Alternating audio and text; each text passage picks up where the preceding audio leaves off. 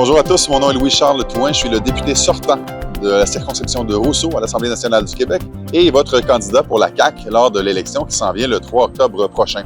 Je me trouve actuellement à Saint-Lin-Laurentide, au coin de la rue Saint-Isidore et la route 158. Vous savez où est-ce qu'il y a l'ancien restaurant qu'on connaît tous, la pizzeria Barbasse. Je suis ici pour vous parler d'une excellente nouvelle. Vous le savez, depuis plusieurs décennies, les maires qui se sont succédés et les divers gouvernements vous ont promis qu'il y aurait un jour une voie de contournement à Saint-Lin-Laurentide. Parce qu'il faut le savoir, il faut l'avoir déjà vécu, traverser Saint-Lin-Laurentide à certaines heures du jour, c'est vraiment pas simple. Partir de la place du marché au sud et se rendre jusqu'à la 158 ici en haut, des fois, ça peut prendre 20, 30, 40 minutes. Ça n'a aucun sens.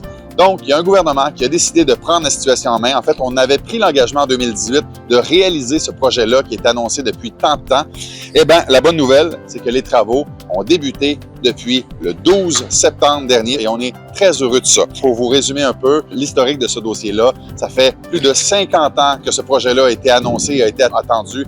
M. Auger en a parlé pendant plusieurs années, M. Massé, M. Maisonneuve actuellement, tout le monde a travaillé sur le projet pour que ça se réalise, mais c'est maintenant que ça se réalise. Dans les dernières années aussi, les divers gouvernements ont contribué à l'avancement de ce dossier-là. Mais le gouvernement qui a inscrit ce dossier-là au plan québécois des infrastructures, c'est la Coalition Avenir Québec.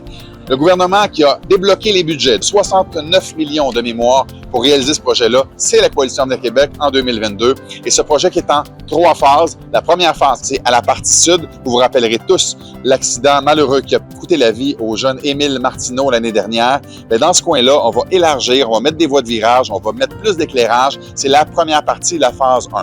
La phase 2 va se passer ici, où est-ce que je suis actuellement, où est-ce que le Barbasse. Quand on s'en vient de la 158, on va continuer jusqu'à l'école de formation professionnelle. On va tourner par la suite juste après l'école de formation et on va se rendre jusqu'à la 339. La deuxième phase va s'arrêter là.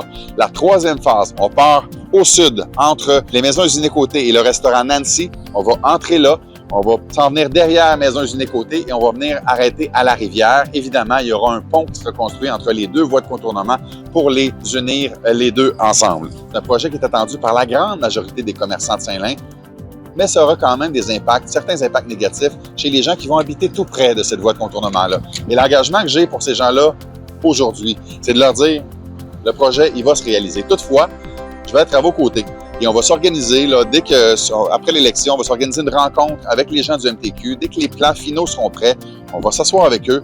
On va pouvoir répondre à l'ensemble de vos questions. On va leur demander de répondre à l'ensemble de vos questions. Et si on est capable de mettre des mesures pour atténuer les dommages collatéraux, les mauvais, parce qu'évidemment, c'est sûr qu'en arrière de chez vous, si vous êtes habitué d'avoir un champ puis que maintenant, il y a une route, c'est sûr que ça va créer certains dommages, mais peut-être qu'on pourra mettre des murs anti-bruit. Il y a des choses qu'on pourra mettre en place pour vous faciliter la vie et vous rendre la vie plus douce. Et je m'engage, moi, de mon côté, à tenir des rencontres, là, ou une rencontre ou des rencontres avec les gens du MTQ. On peut se voir les différentes options pour pouvoir adoucir votre vie suite à la venue de cette voie de contournement-là.